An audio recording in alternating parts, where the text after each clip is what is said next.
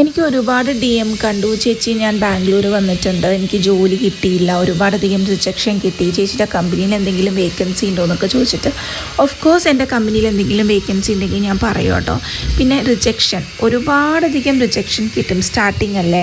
അതായത് നമുക്ക് എക്സ്പീരിയൻസ്, പിന്നെ അവരുടെ പ്രൊഫൈലായിട്ട് നമ്മളെ പ്രൊഫൈൽ മാച്ച് അല്ലെങ്കിൽ അങ്ങനെയൊക്കെ വരുമ്പോൾ നമുക്ക് ഒരുപാടധികം റിജക്ഷൻ കിട്ടും. അതൊന്നും കാര്യമാക്കണ്ട. 1, 2, 3, 4 ഈവൻ 10, 15 റിജക്ഷൻ കിട്ടിക്കഴിഞ്ഞാലും പിന്നെയും അത് പോട്ടെ എന്ന് വെച്ചിട്ട് നെക്സ്റ്റ് ഇൻ്റർവ്യൂ അറ്റൻഡ് ചെയ്യുക. ഒരിക്കലും ഗിവ് അപ്പ് ചെയ്യരുത്.